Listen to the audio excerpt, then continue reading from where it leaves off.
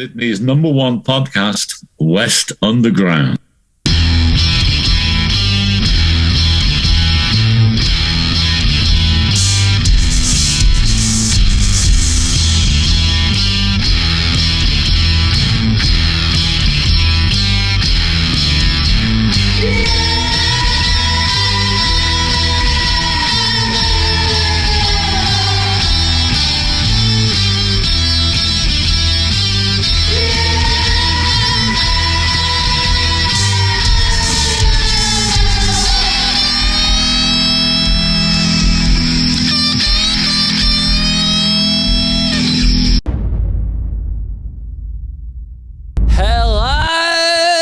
Motherfuckers, welcome back to West Underground podcast. Yes, we have got the same clothes on that we had on earlier because this is a two-part day, so we usually get changed. The pod magic has been lost forever. Don't give the secrets away. The pod magic secrets are all out there. We're joined today by Gavin Bowles and the distractions, but no distractions. No. Nothing to be distracted by, Gavin. I just wanted all the attention today. Welcome into the studio, my friend. Thank you. That's a clap button that you can't hear there.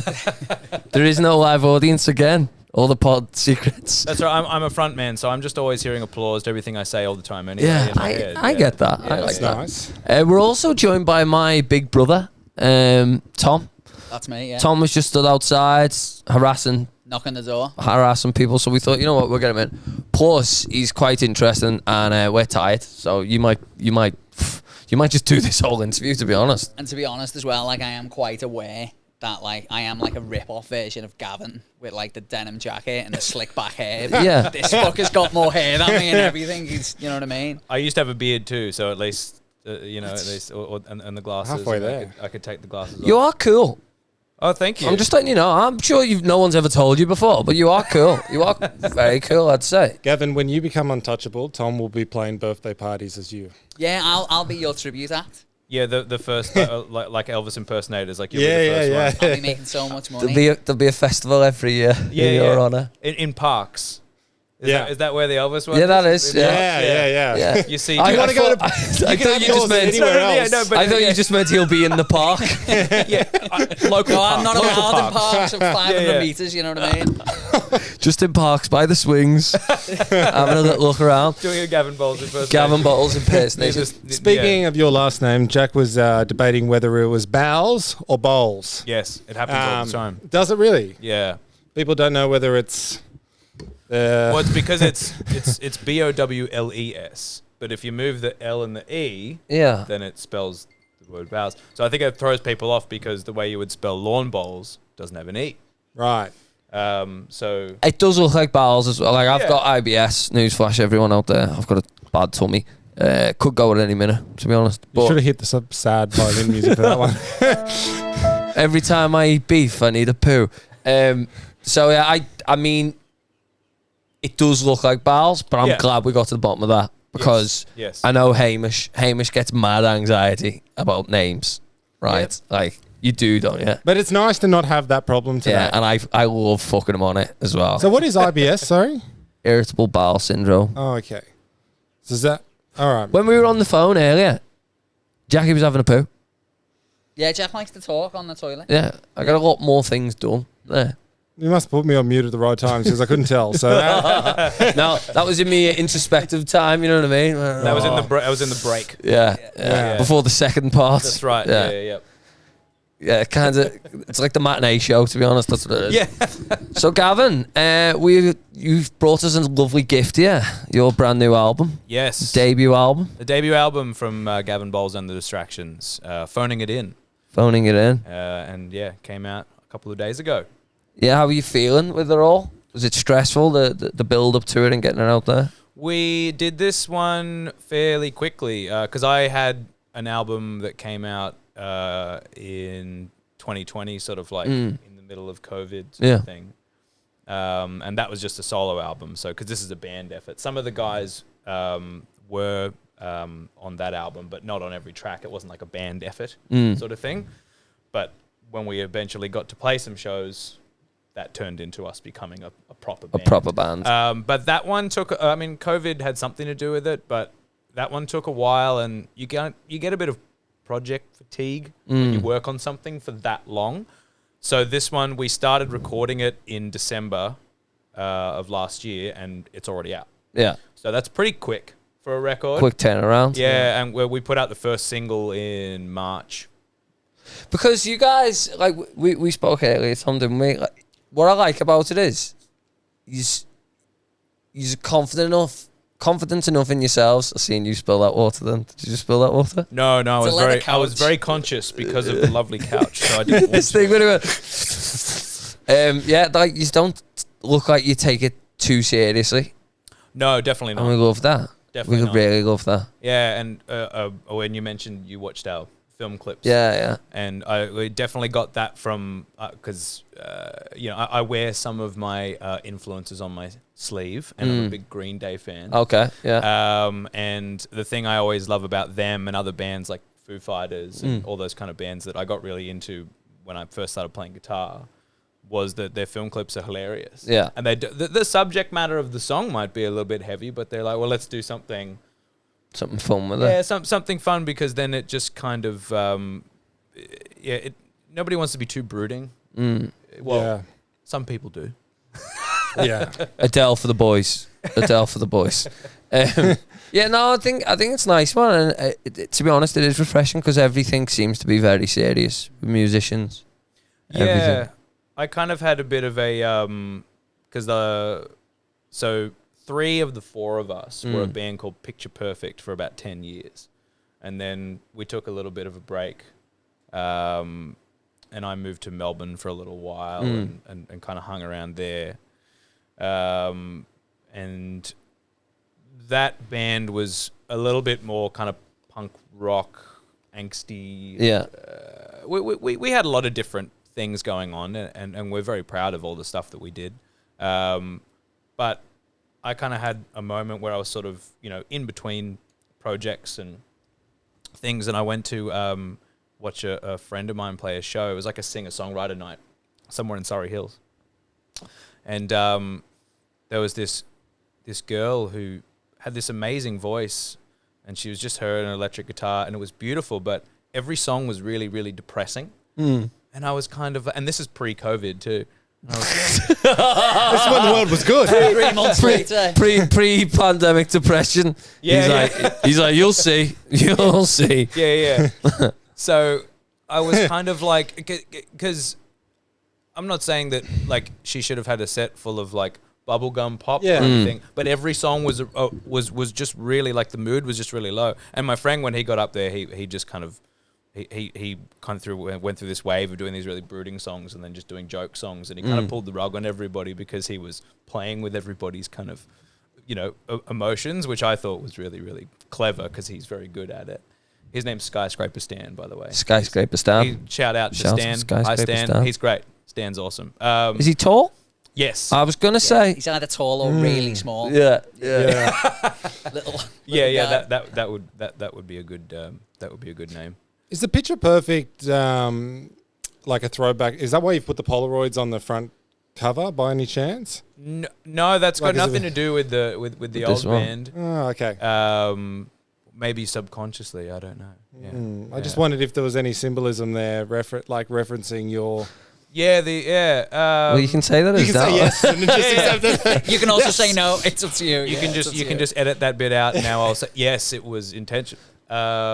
No, I think it was just another nod at kind of an old school thing because we're all holding the old rotary telephones on the front, and the first single is called on the telephone in brackets I used to call you. So the music's all very 70s 80s inspired by those kind of what I call and many call power pop bands.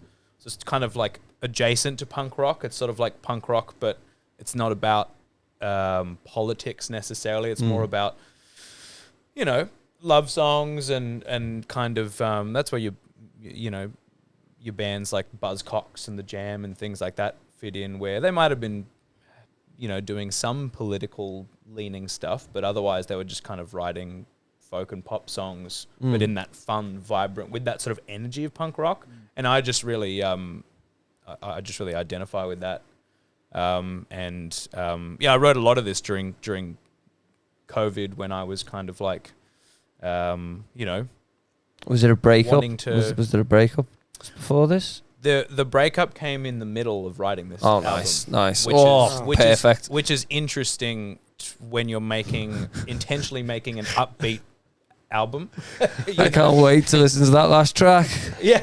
It's half and half, like in the Wedding Singer. Yeah. It's like really sad and then Exactly. fuck you. No, I was very, very conscious of, very conscious of not wanting to do a, stereotypical, Adam Sandler with the guitar doing the. I'm trying to think what that song goes like, and I can't remember. You don't know how much I love you. Love you. Yeah, Love that's you. it.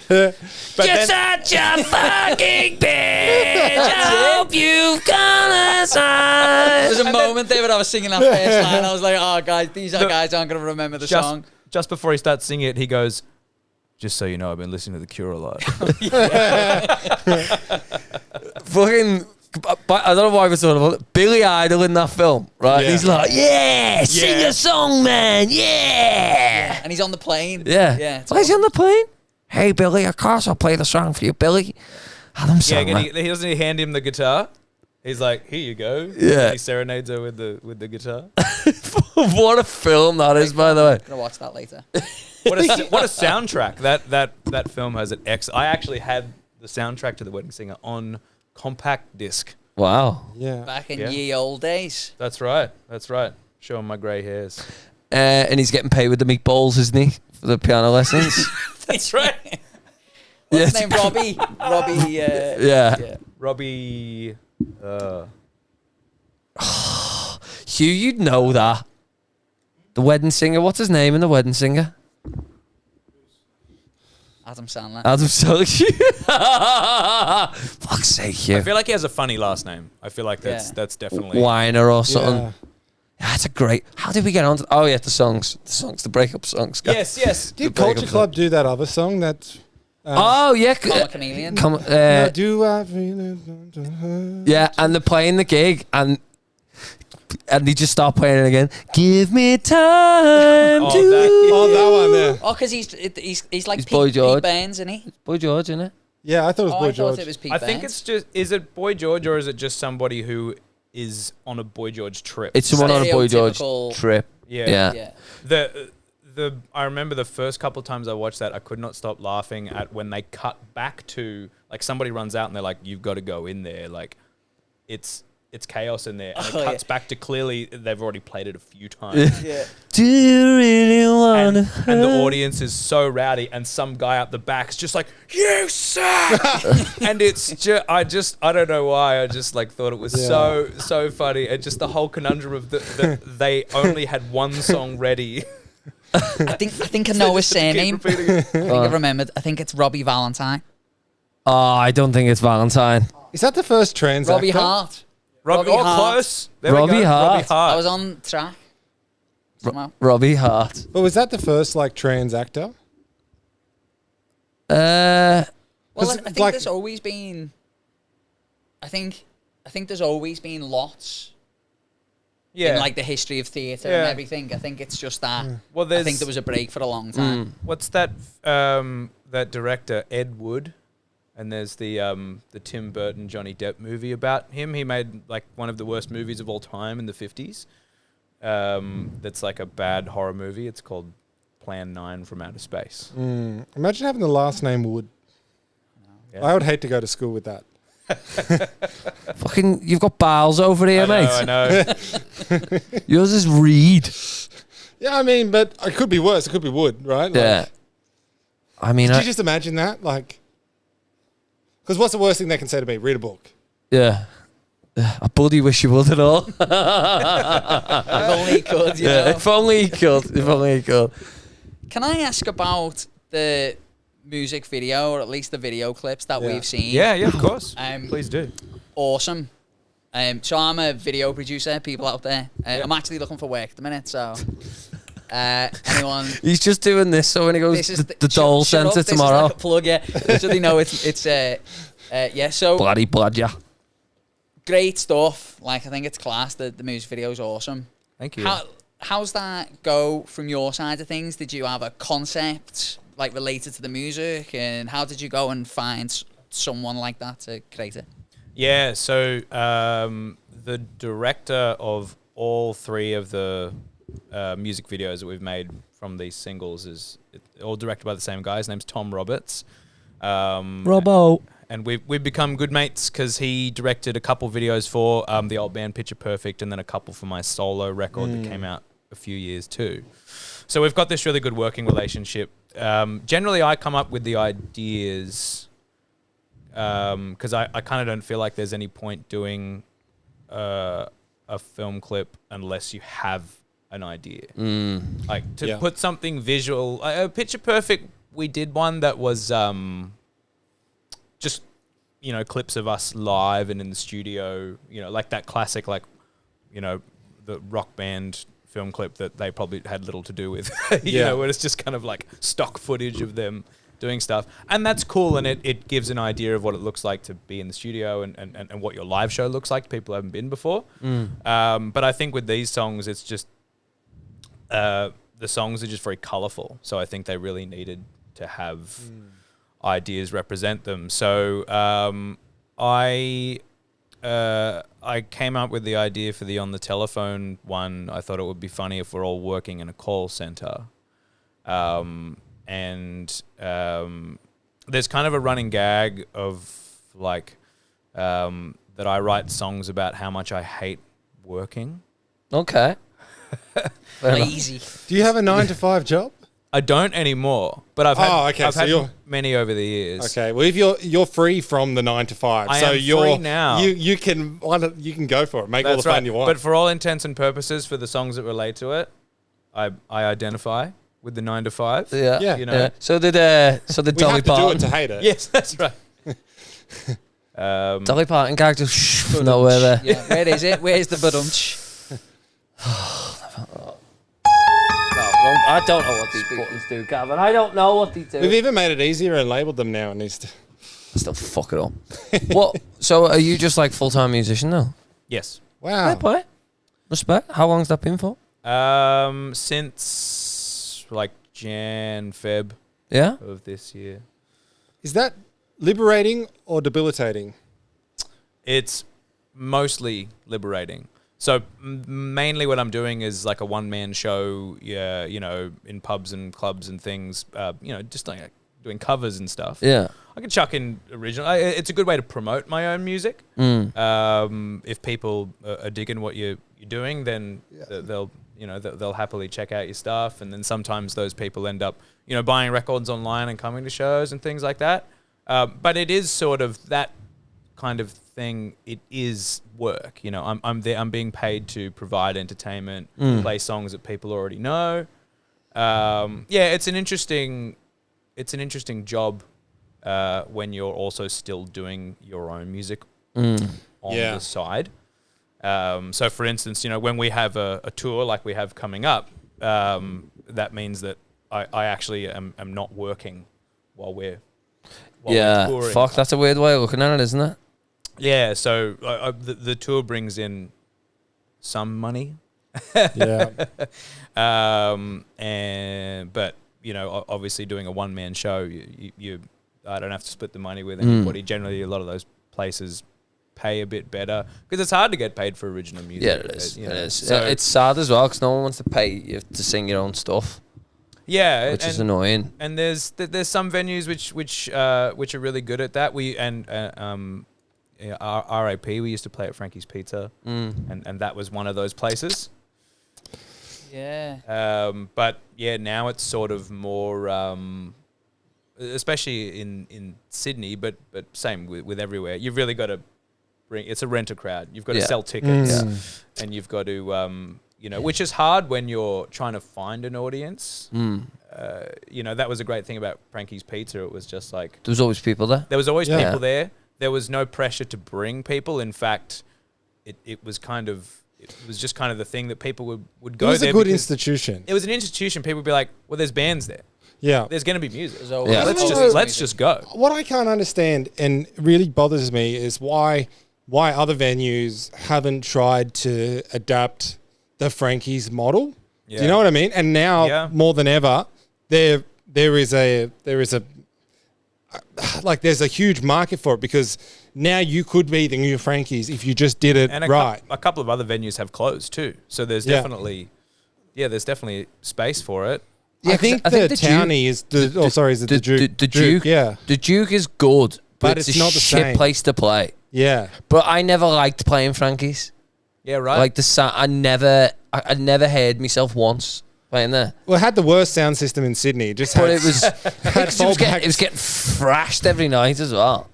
But yeah, it's just something about that room and those people. And like the smell. There was always going to be people there. Like that night we played with John Karabi. Yeah. So he played with the Frankie's house band, and then we closed. Sorry, go on. Picked that name up off the floor. You know the singer from that band, and we played at like midnight on a Monday, and it was fucking chocker. Wow. Full of people. Like, don't you have jobs? I had to go to work in the morning. There's something about them places, isn't there, as well? Like, it's got like that heritage. Yeah. You know what I mean? It's like you're supposed to be there. You're supposed to be listening to music. Did you notice that Frankie's just had a smell? Like, you walked into Frankie's and it had this smell of like the carpet was fucked. You know, you could smell the mold in the carpet. Yeah. But it was an iconic Frankie smell. Yeah. Like, The pizza was fucking unbelievable. Yeah, no, totally. And similar to you, I think every show there was great. In fact, the album launch for my solo record a few years ago was in that weird window at the end of 2020. Yeah. When things started to open up before we went into like that proper lockdown in 2021. But everybody had to be seated. Yeah. And it was I was really nervous because it was that album had a bit more of like a rockabilly feel to it. But it was still, upbeat rock music. But I was kind of like, people are going to sit down for, like, I was just really, I just thought it was odd. I was like, are people going to dig it if they can't dance? yeah. Is it going to make sense? Are people just going to watch us and be like, this is weird? I just felt odd about it because normally people just go nuts, and that's what happens. And that's what you want to see as well. But they shoved the tables so close together, and I remember one of my mates who was there, he was like, we might as well have just been standing because I was so close to all these people that I don't know.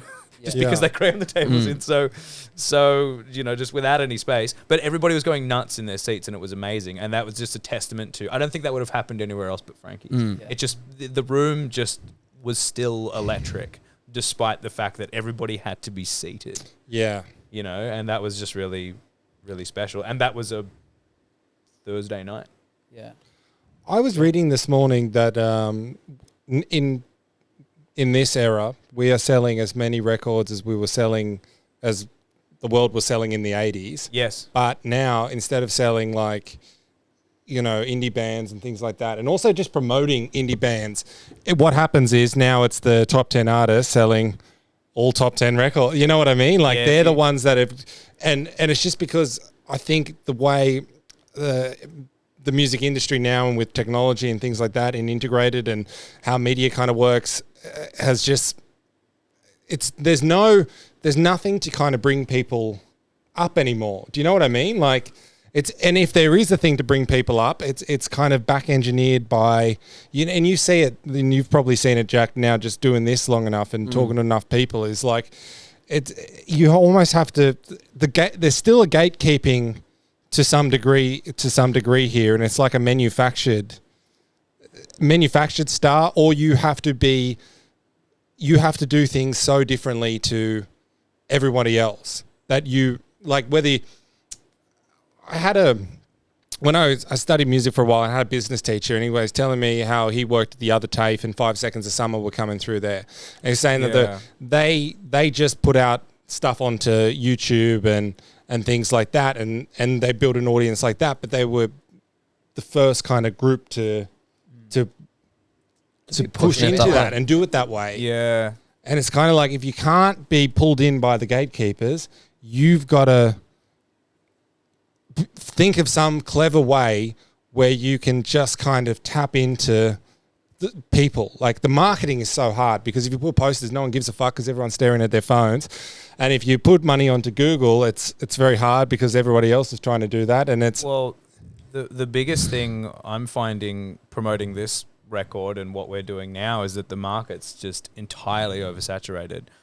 And the last time I put out a record was 3 years ago. In that time, and I think maybe, I think a lot of people started bands during COVID, during lockdowns and stuff. I think a lot of people, obviously, lots of people changed, professions and started new projects and things and all that kind of thing. But I think a lot of people started new bands or weren't playing and then now they are or whatever. So I think that impacts it, but everybody's on the same playing field, and kind of back in the day, you had to be able to make a product that sounded really good. So that meant you had to go to a good studio or if you were DIY, you really had to know your stuff.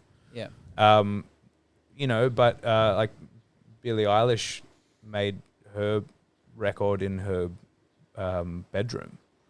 And it's like that's a scary thing. One of the biggest records of all time. So it's kind of everybody's on this playing field where it's like, well, you can make albums or music with lots of money or with no money. It doesn't necessarily mean that it inherently has more value. Yeah. It's just kind of. I don't even think it's down to luck anymore. Like it's just kind of like everything's just out there. Have you heard that song? And it's a song that's on the radio, and I come across it in work or whatever, and it's constantly in my mind. I think his name is like Steven Sanchez or Robert Sanchez, and it was "And I'll never fall in love again until." I was thinking if that came out in the 60s, like that song would be absolutely. It'd be stuck in everything else. It would have been stuck with the Hollies. It would, you know what I mean? It would have been stuck with all those bands. So I think almost now a throwback song like that coming out now, people are like, "Oh, wow, this is a good song," but it's just like a song from the 60s, a pop song from the 60s. Yeah. But people love that now because it's retro. Because what they are getting now is not that. You know what I mean? Yeah. We want old music, but new movies. Yeah, we need some new movies, man. We're like everyone likes old music and wants old music, but everyone wants new movies. I think as well with the music, like everyone has the opportunity now to make films. Like cameras are pretty cheap, audio equipment's pretty cheap. You can make a song pretty cheap, and the market out there is there's so many places now where. And you'll have to forgive me, I'm not a musician or a band manager or anything, so I might be wrong, but like YouTube, TikTok, Instagram, Twitter, like there's so many ways that you can promote your music now. Yeah. That was like never available to anyone ever before. It's sort of like, I imagine that the market's crazy, but for those, fortune favors the brave, I guess, and if you're willing to get out there, then there must be opportunity, man. I honestly think too, like you can write great songs, but if you don't have like, and if you don't have like any kind of marketing going into it, and when I hear people like Billie Eilish or Post Malone say that they wrote their things and then they just posted them and all this shit happened. Yes, to a degree, but I reckon there's a little bit of people in the industry that help them push it and send it to somebody else and send it to somebody else and send it to somebody else. Something that happened at some point before they got plucked from obscurity. We met this guy and he was like, "Oh yeah, you're the TikTokers, aren't you?" Fucking, I nearly started crying. I don't want to be a YouTuber, but we are. You know what I mean? Yeah. Nothing wrong with it.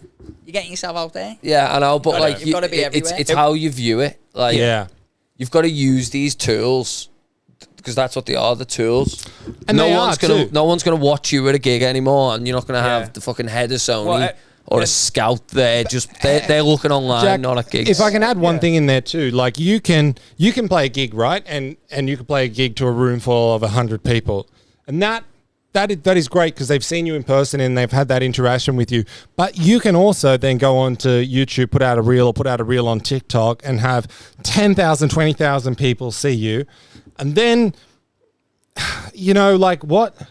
And the algorithm sees you. Yeah, and then starts to push you. And once you start getting more numbers on more posts, right? It's just like a catch-22, right? The more posts you put out, the more numbers you're getting. The algorithm's pushing it back to those people, and then what becomes more valuable?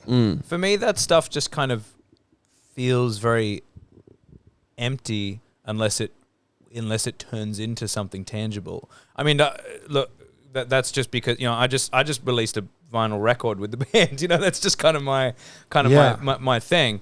But to me, having like millions of streams on Spotify or something would be great. But if I were to choose that and playing to those 100 people and those 100 people, and we are sharing something like in that moment, I would take that every time, just because it's so, you know, because we're all trying to do things to get. I mean that's why people come to our shows, because we're all trying to get out of our own heads and get out of, you know, like the traps that we're in, you know, with our day-to-day life and stuff. Yeah.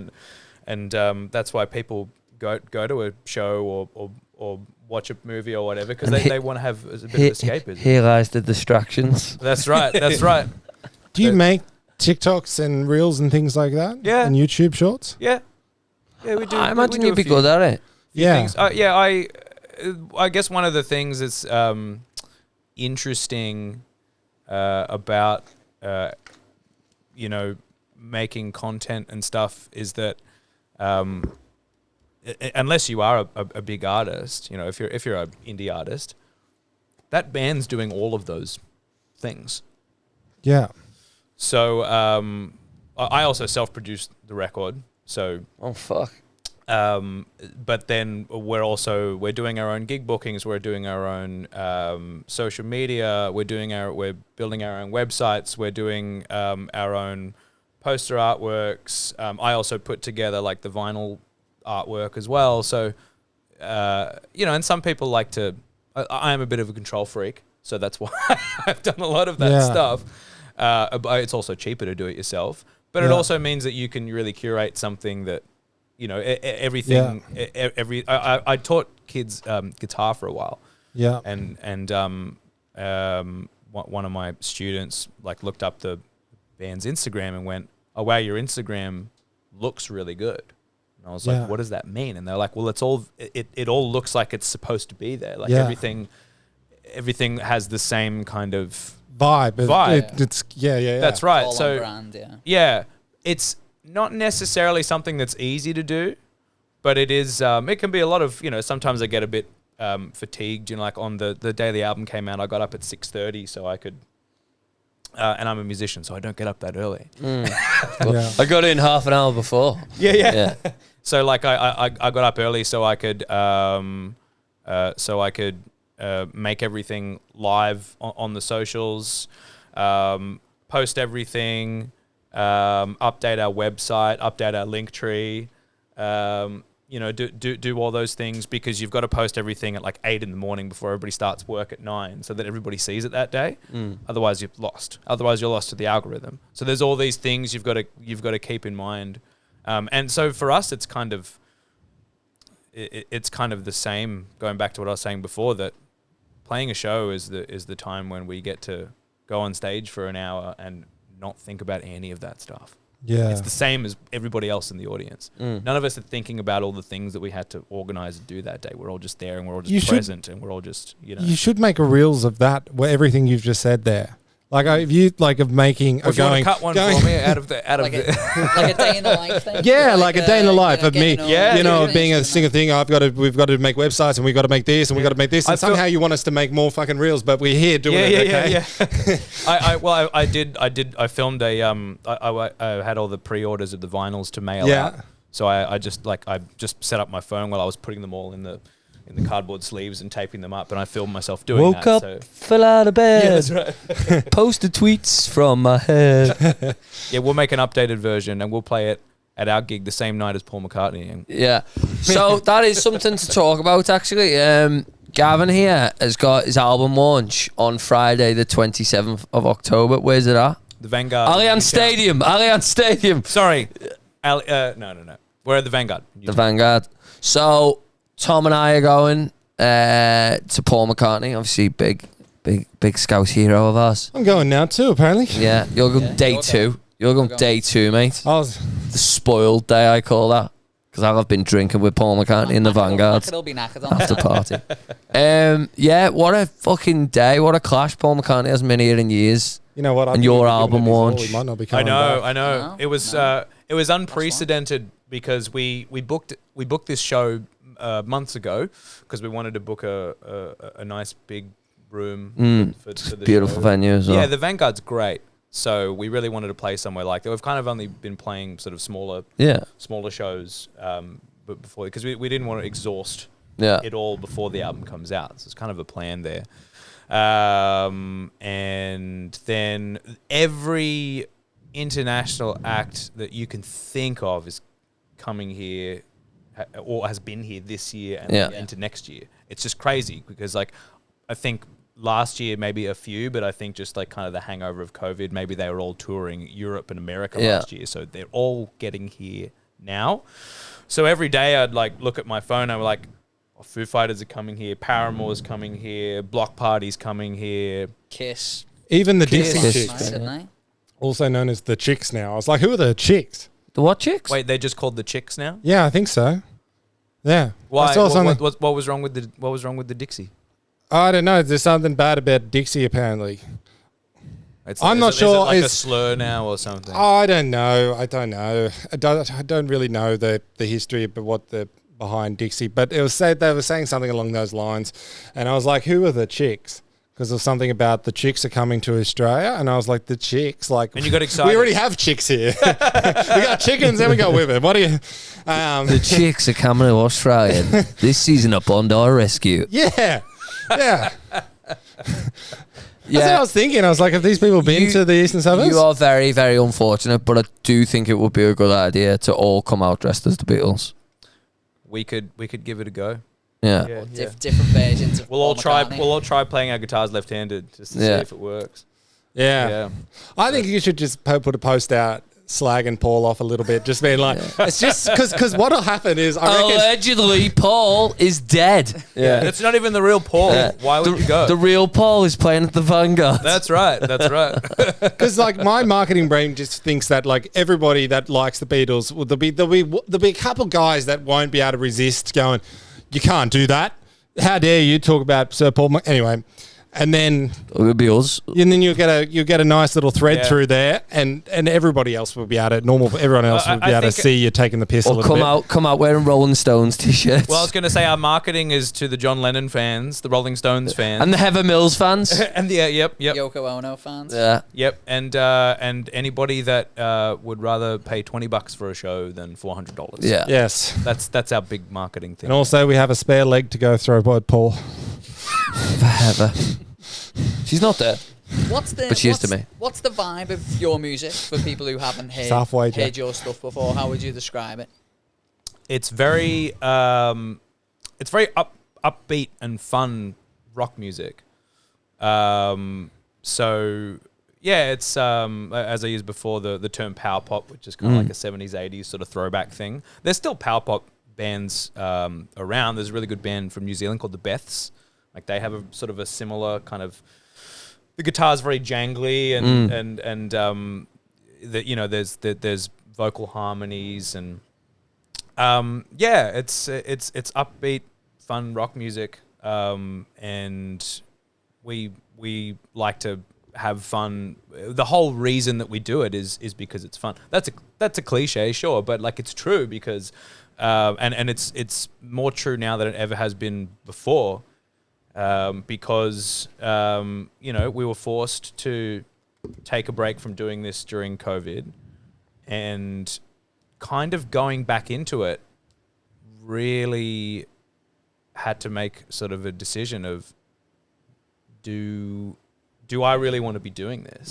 Because it felt like for a while, especially because there was like lockdown after lockdown after lockdown, is this going to be the new normal? Yeah. And we've had so many people in here who've said that. I said the same myself, to be honest. Yeah. Like, I didn't even know if I wanted to go back. Like I think I said to Hamish, I'm happy if I don't gig again. If that's what all it is now, I'm okay with that. But I couldn't not do it. Yeah. And I loved making this record. It was a lot of fun. And I like recording. I like self-producing. It is a labor of love and it's a lot of effort, but I like doing that. I like working with producers too. That also has its merits. But there's nothing like playing a show when the four of us are together and having fun and everybody in the room's vibing with us.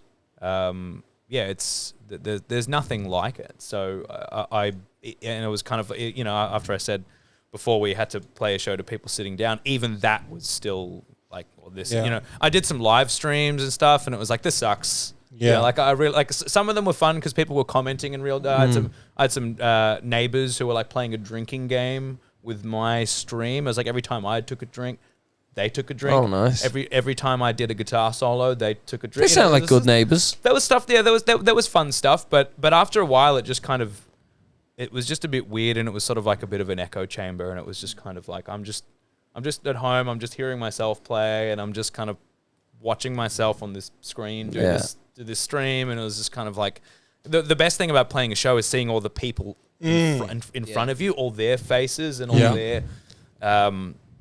all their reactions and seeing, because that you're, as soon as you start the show, that you're letting go. Yeah, you feel that shift, but to see it happen to other people in real time in front of you is pretty special.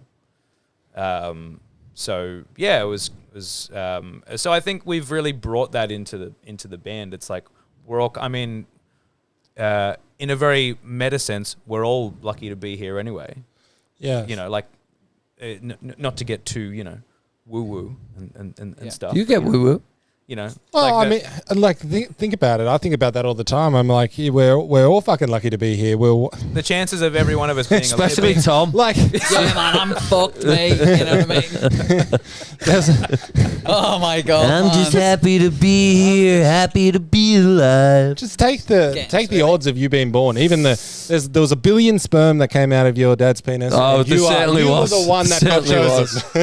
You were the one that made it to the egg. Yeah. Hi, Mum and But Dad. anyway, man, I've been staring into your album for the last couple minutes, and this is beautiful. Thank you. The record is pink. The record is pink, ladies and gentlemen. You ruined the show. Cut that bit out. Big reveal. They're like even the picture on the back and the cover. There's just no way it can be even if you just look at it aesthetically. There's no way that this can be a shit album because it just looks too good. The back looks a bit like Hard Day's Night, doesn't it? Yeah. Well, as we said before, the real Paul McCartney will be at the Vanguard in Newtown on Will the real Paul McCartney please stand up? No, I'm too comfortable. Would you like to do it'll look better on camera, Jack, if you show beautiful record. Just cut out the bit where I ruined ruined ruined the reveal. Ruined the reveal. It's beautiful. It's very nice. How much of a ball ache was it to find it's a good weight. those old telephones? The first one was a fluke. It was just at some sort of op shop somewhere. And then I was on a mission to get another 3 matching because when I had the idea for the film clip, I was like, well, we all have to have the same telephone. So one of them is from the Blue Mountains. I love how you said Gavin Bowles, vocals, guitars, tambourine, hand claps. I like that. Read the rest of them. Everybody's got a Cameron Hill, bass, vocals, percussion. Michael Crudgington. Yes. Is that how you say it? Yep. What a name. It's English. Is it? Yeah. Guitars, vocals, the Thunder. Simon Bowles. Oh, brother? Brother. Ah. Look at you doing things younger or older? Younger, but taller. Yeah. He's the one who looks like a wizard. Okay. Yeah. Actually, well, they do have, like, Michael also looks like a wizard. Looks like you got 2 wizards in there. Yeah. Sam Bowles, drums, vocals, vibra slap. Hey, Jack. Whack noises. Whack noises. That's right. There's some theremin on the record, which he did, which was a lot of fun. He was and also Jack. Before you do that, can you pretend you're Jimmy Fallon, and you know how they hold up the records, and then go into the thing. Also give a big spill. I wish we had the music to. I can't do a Jimmy Fallon impression. Well, not Jimmy Fallon, but just do a bit of yelling and do an Arnie impression. Graham Norton. Let me get into it. So, welcome back. We're joined today by Gavin Bowles. Bowles, sorry. He's got a brand new album here. Oh, looks very nice. Some nice pictures on there. And if you pull it out, it's pink. It's my favourite colour. Sorry, Graham. It's my favourite colour. That's amazing. Look at that. That's cool. What if I just smashed it on the wall now and went, fuck Gavin Bowles? He's not the real Paul McCartney. Yeah. That is awesome, man. It matches our logo and your logo. It does? Yes, it does. It's pretty sexy, isn't it? Look at that. Oh, that's nice. We might frame this on that wall. Yeah? Is that okay? That'd be fun. Yeah. I know they're expensive. Thank you for giving us that, by the way. That is all right. It's beautiful. Oh man, thank you very much. We're very happy. It's very happy very with the cool. album regardless, but then to have it be a tangible thing. There are CDs available as well for those people who would like a drink coaster. I think my car is my work car I've got a CD player. Yeah. So I'll get a CD off. I've never thought of that, but CDs would make very good drink coasters. You can get like people sell them at like art fairs and stuff. Well, because and also people they make them into like they sort of put them together with fishing line and stuff, and they use them to like a mirror ball. But they keep birds off of people's veggie gardens and stuff because the reflections freak them out or something when they like go in the wind. And where can people buy this beautiful, sexy record? So obviously you can buy one at a show, but you can also get one via our website. GavinBowlesMusic.com. I can't get this back in the sleeve. I think it's the other way around. That way? That way. I do wish we had the Roots here so that we could just yell, everybody get this album, da-da-da-da-da, go into the little music thing. I saw the Roots once. Oh, you did? I just couldn't do it. They played Falls Fest in Byron. Yeah. And so that's the one that goes over. Does that still exist? I think it is. So. I think it is. And I don't know if it still Isn't does. Falls in like Berry? No, it's the same place where they have Splendor. Oh, okay. But it's over New Year's. And they played at from like 11 p.m. to 12:30. So they played over the. Oh wow! And that was incredible. And I didn't even really know. Obviously, I know the Roots from being on Jimmy Fallon, and I'm a massive Elvis Costello fan. Oh yeah. And yes, I've kind of ripped off his aesthetic. If you couldn't tell. A little bit. I was seeing Buddy Holly. I was seeing Buddy Holly as well, to be honest. Yeah, I get, and Elvis, I get that a little bit too. Well, so the name Michael named the band before he was in the band. Yeah. And as a nod to Elvis Costello and the Attractions, he said, your next band should be called Gavin Bowles and the Distractions. Elvis Costello. And then he ended up being in the band. I know his tour manager very, very well. Elvis Costello's tour manager. Oh, yeah? Clang. Yeah. Maybe I get one of them over. Say Elvis, he's a big fan. Yeah. He's supposed to be a lovely fella. Lol. He died, didn't he? No, he was ill. He had cancer, but he's got over it. His tour manager had cancer as well at the same time. Did he? They were going through it, yeah. Supposed to be a lovely, lovely guy. I've heard I've heard that. Yeah. It looks like you've got Paul McCartney in your band. Old mate down here in the corner. Michael. Yeah, he looks like Paul McCartney during the Abbey Road. You know when Paul had the beard and everything? when Paul died? Yes. Yeah. And he, remember when he died? He's joined the Distractions. Well, when I said the real Paul McCartney will be at the Vanguard, maybe I wasn't talking about me. Ooh. No. Yeah. Oh, could be anywhere. Could Paul. Where are you going on tour? After the album launch at the Vanguard, so there will be in Newcastle. YI? The next, yes, not that Newcastle. Not that Newcastle. That would be fun though. We'd like to go to the UK. Yeah. I've got some friends who just from Melbourne. Shout out to Square Dance Caller. They just did their first UK tour. Oh really? They're a Melbourne band. They're mates. And I know some other Australian bands who've been over there, and they're you'll love it over there. And I think that our music would really I think so would really go well there. So we'd really love to do that. And Michael has family there, so we'd really like to do that. That would be fun. No, but we're playing the Newcastle here with the beaches and the beautiful and it's a strange place, Newcastle. It's its own place. Yes, it's very. It's kind of it's beachy.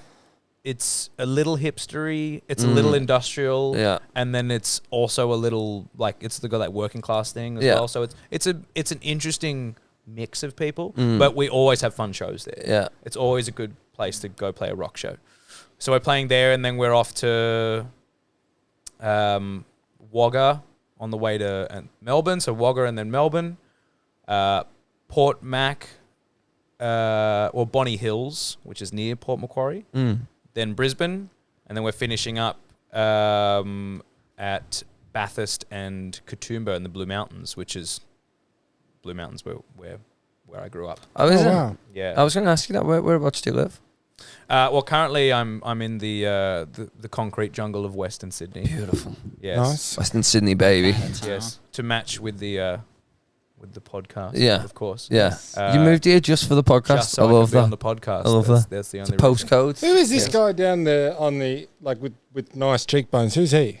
So that's Simon. That's my brother. That's your brother. That's my brother. Woohoo! In this photo here, Yes. he looks like if I don't know if this is a compliment or not, but he looks like if Russell Brand was straight edge, and in this Didn't photo, rape looks a little women. bit like Allegedly. Russell Yeah, Brand. Allegedly. I was going to say, is that a topic we want to we want to Yeah, get into it if you want. Get into it. We're big fans of Russell Brand, and we don't really know what to do with ourselves anymore, to be honest. Yeah, it is. It's a weird thing now because I can't remember who else. There was another like a similar type of celebrity who had some allegations, and then they were just absolutely squashed. Like it turned out to just be entirely. Cliff Richard got off with it, didn't he? Remember Cliff Richard got arrested, and then they let him go. They were like, "Oh, we're really sorry." And Pete Townsend. You're just gay. You're just gay. Well, Cliff Richard Allegedly. He sued, didn't he? Because the police told the media that they were doing the raid. Yeah. The media were at the raid. It ruined his plans because he was going on holiday. Well, that's rough.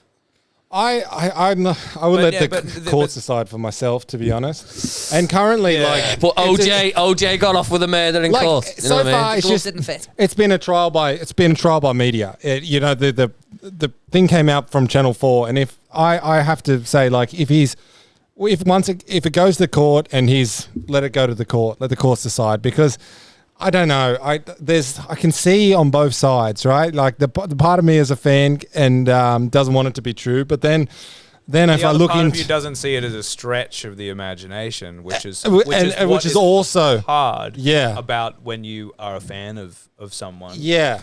You've got to remove the art from the artist. But I think, because otherwise, I watched 10 straight minutes of Chris Tucker talking about Michael Jackson yesterday, doing impressions of him, because there's still something in me that loves Michael Jackson. Yeah. Luckily, Michael Jackson went in me. You know what I mean? So I was a stunner when I was 11. Let me tell you, and I really wanted to go to Neverland. Not only is there wanted a to part go of to me Neverland. which can kind of see how this has come about. There's also a part of me which can also see, like, I don't know if you guys are the same, but over the past couple of years, I've just, like, what is true in the world and what is not true in the world has become blurry, right? Like, I feel like there's been lots of conspiracy theories which were also short for spoiler alert and have come out and been true.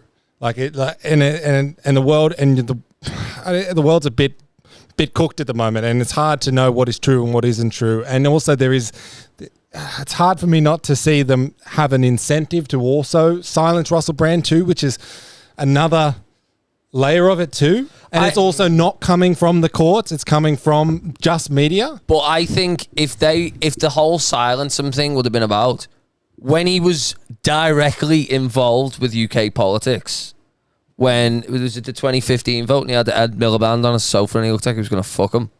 When he I ruined feel like, Ed Miliband's Labour. Yeah. Well, I think that would have been the time for them to go, put that out. I think because to be honest, what he was attacking the same things he attacks now. Like Russell Brand is a powerful guy. Like he's an influential guy and stuff. But let's be honest, he can get nowhere near bringing down the media. No.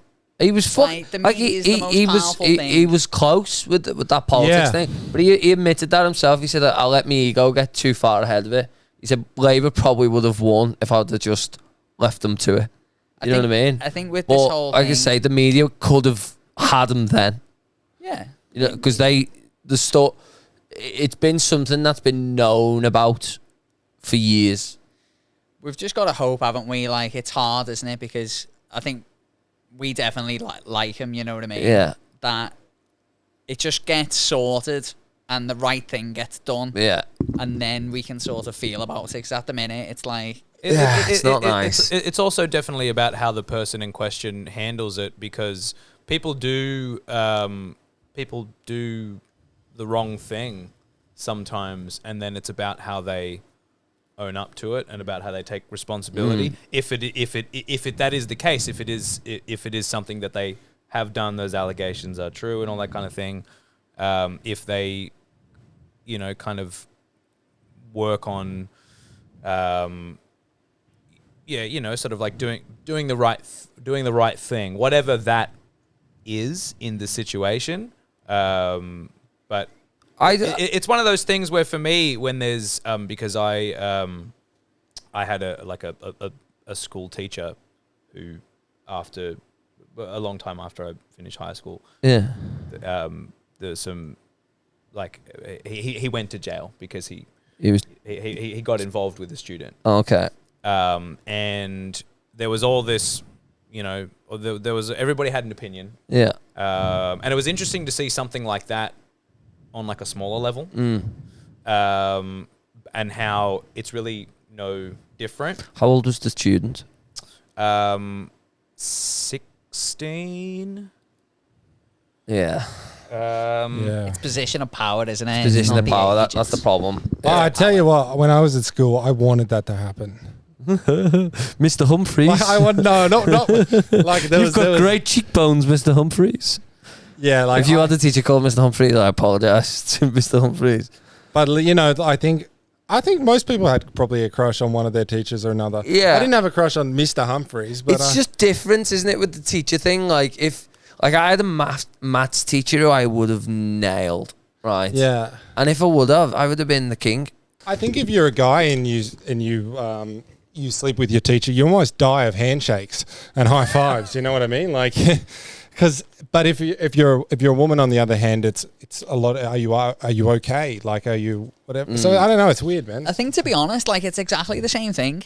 Yeah, it is. It's exactly the same thing. Like, position of power. They certainly should be treated in the same way. Yeah. Because a young, impressionable man is also vulnerable, like a young, impressionable woman. Maybe not to the same degree, but it also depends on the individual. But if you like, what's that Adam Sandler movie? What? Where he nails his teacher, and then it's then he has like a son, and the son's named is like what's that movie? It's Andy Samberg, right? That's my boy. Yeah. Oh yeah. And what's his son name? Han Solo. Because it was that's my boy. I guarantee you that's in one of those lists of like worst movies of all time. I'm pretty sure I watched it and I was like, "What's?" Yeah, but you know what's funny about that? I'm pretty sure I've watched it more than once. Well, there's a weird thing about Adam Sandler because obviously we're talking about The Wedding Singer. Yeah. That's him at his best, right? Yeah. That's a good movie. Yeah. You can show that to people who don't like Adam Sandler and they go, "Yeah, good movie." Yeah. Yeah. But all the stuff that he does. All the things you look. Grown Ups 4. Yeah. 4. I don't know. There's a few of them. Got that, and it was the one where he also plays like a sister, Jack and Jill or something. Yeah. There's all that stuff. Like him at his worst, all the things that on Rotten Tomatoes have like 5% if they're lucky.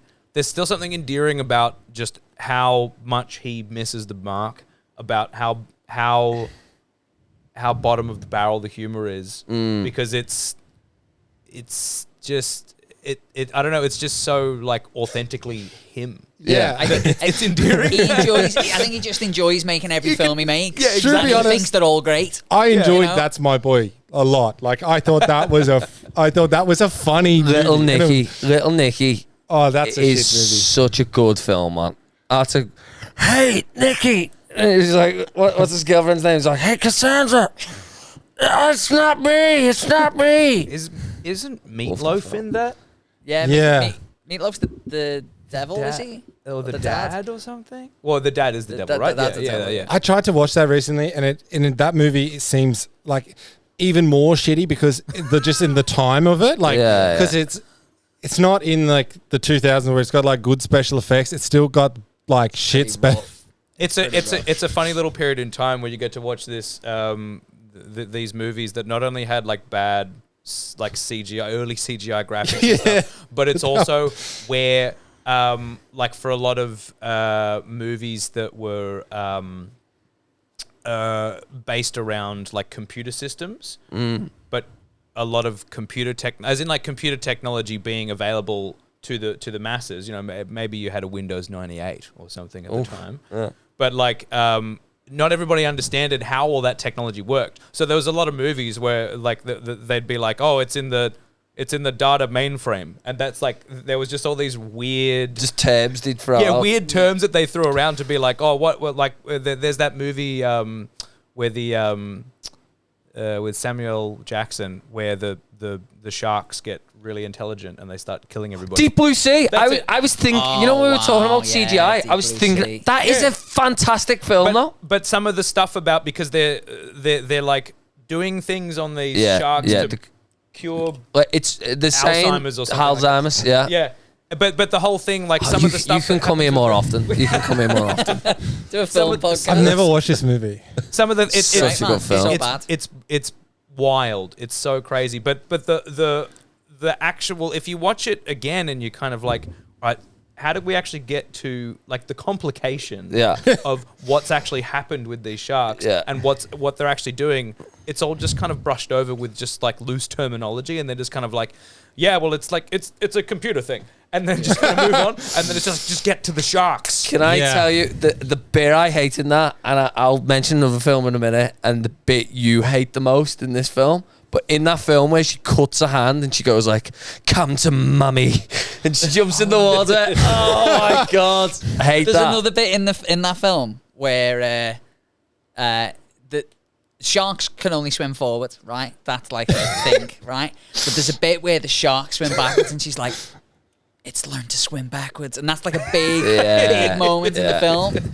Holy shit! Did you just see that? Oh my god, the sharks swam LL Cool J's with his little bird, and he's like, "Oh my god, that shark just swam backwards." That's an amazing film. Are you gonna say now about things I hate in films? Are you gonna talk about Bad Boys 2, Bad Boys 2? Yeah. where she throws the gun and he's like, "What's his name?" Will Smith. No, but who's the baddie in that film? The Russian Grim Reaper is here. He's in that one. He's the other guy. And You're then thinking me, Johnny Tapia. Me, Johnny Tapia. Johnny Tapia, And she throws the gun and she goes, he's like, "Throw the gun." And she's like, "I will throw the gun right next to the mine." She throws the gun and the mine blows up. That film is 10 out of 10. Other than that scene. Other than that scene. I only know it via it being referenced in Hot Fuzz. Yeah. Because it's Nick Frost's character's favorite film. Yeah. What, like Bad Boys 2? Yeah. It's a good film. Which is a great film. Yeah, Hot Fuzz, great film as well. Yeah. Hot Fuzz. Yes. I think Hot Fuzz is better than. You think this is murder? Yeah. Hot Speaking, Fuzz is the I best watched one. iRobot recently, Great or good. and that kind of like you had. Yarp. That kind of movie just brushed over everything. Like it was just kind of like, okay, robot bad. All the robots are going to be bad now.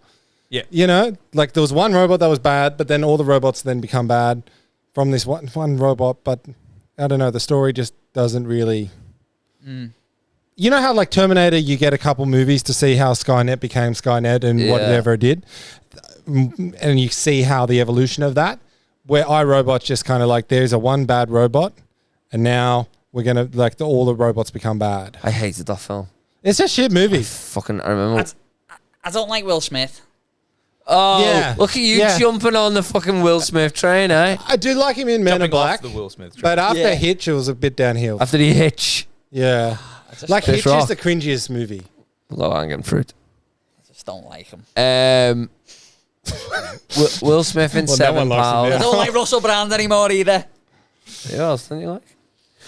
Fucking hell, we went off there, boys. I enjoyed that. That was a good 40 minutes just talking about films, I think. You know who I don't like, and this is a controversial take. Go on.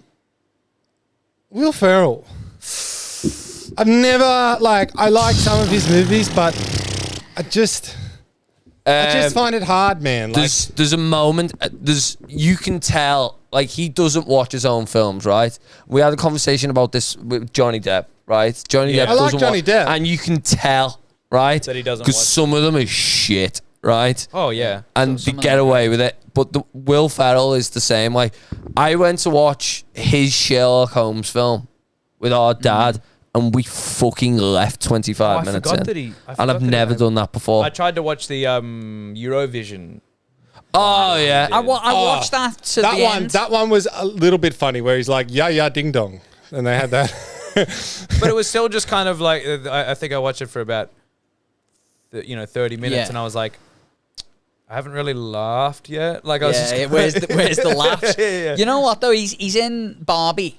Is he? He's in the Barbie film, but Yes. he plays Will Ferrell. Yeah. Yeah. He's Will Ferrell. He's funny, he is. He's funny fella. The Other Guys is one of my favorite films. That's an Best comedy amazing, ever. amazing film. Yeah, That's all right. There's so many good things about it, but the best thing is how for the first part of the film they got The Rock yeah, and Samuel L. Jackson. and Samuel Jackson, and then spoilers, and then 3 minutes into the film they just die because of their own pride. They go aim for the bushes, Yeah. Aim for the bush, and they brother. just jump off a building, and there's no bushes, and you just see them hit the ground, and it's so funny. It's a fantastic film. but the, Dancing with highs. Gator don't play that shit. Yeah. Where he's like, my partner throws me a 44 down. I said, let's even the odds. And how did that make you feel? Like a Viagra pill with a face.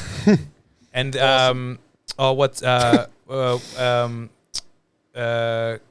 Coogan, Steve Coogan. Yeah. doing every time they go in the office, he's like, "Gentlemen, you have a choice: Jersey Boys or Mamma Mia." And they're like sitting there in the audience, and like, he did it to us again. Yeah, does this feel like a bribe? No, It's a very good film, man. I actually think that film is like good because I a little bit agree about Will Ferrell, but I think that's one of those films where it is actually sort of a good argument on the side of he's actually a pretty good actor because he's pretty much the straight man in that film. Yeah, he is, and it's him being deadpan Yeah. that makes it so funny because Mark Wahlberg's just so And like you're a crazy lion outrageous. and I'm a tuna? Yeah, that Well, description. maybe me that and my description- tuna friends. We can. What does he say? We can fit. He's like, wait, Breathing apparatus. Using what? Using kelp. using kelp. Yeah. We don't have to be on there a long time. We've gotten a taste for lion. Yeah. We've talked. We've congregated. And Lions now we have, Lions taste good. Now, before we wrap this up, I have to ask: I don't want to wrap it up. I don't want to wrap it up. Mamma Mia or Jersey Boys? Mamma Mia. Jersey Boys. Yeah, I'd say Jersey Boys too. Jersey Boys. Yeah, Yeah. Jersey Boys. I like ABBA music. Oh, I don't know. I like them equally. To be fair, I've not seen Jersey Boys live, like the musical. Yeah, But I didn't just seen love the film. Bit weird. The film's a bit. No, I'd take Jersey Boys over Mamma Mia. I love You know Clint who I Eastwood, don't like the most? Meryl Streep. Whoa! Will Ferrell, Meryl Streep. No, You're I going don't after like icons here, man. No, but I just don't like Meryl Streep. I never have. I just- think our dad has got a thing for Meryl Streep, hasn't he? I think any blonde actress is Meryl Streep. Basically. Yeah. Oh, is that Meryl Streep? Whoa, Meryl Streep. Tell you what, she's good in. It's complicated. Yeah, but a TV show I've just finished watching. Yeah. Only Murders in the Building. That is a On good. Disney. Oh, is that that the is a one good with show. Steve Martin and Steve Martin Martin. Short? Yep. Yeah. Martin Short and Selena Gomez. I don't like Really Meryl good. Streep, not because of her like actual acting. I just don't think she'd be very nice in real life. She's meant to be lovely, you know. I don't know. But now we're back to separating the art from the artist. Yeah. You know, Yeah, like true. True, but every time I see her, that was I a don't call think back you should there, be a bit of a Gavin, I Karen like in that. real life. I know my podcast etiquette. Yeah. Fuck, you should come every week. You should come every week. Paul Hughes got to go somewhere, so we could wrap this up. We'll You wrap join up. us on the Monday night one. Yeah, I think Gavin, can you play us a song Oh, on the guitar. on the guitar? Ladies and gentlemen, I've been Jack Hughes. That's been Tom Hughes. He's been Hamish Reid. He's been Gavin Bowles. We've been the Get the Distractions. Buy the records. The honorary Do yourself a Distractions for favour. the day. Yeah, do yourself a favour. Ladies and gentlemen, Gavin Bowles.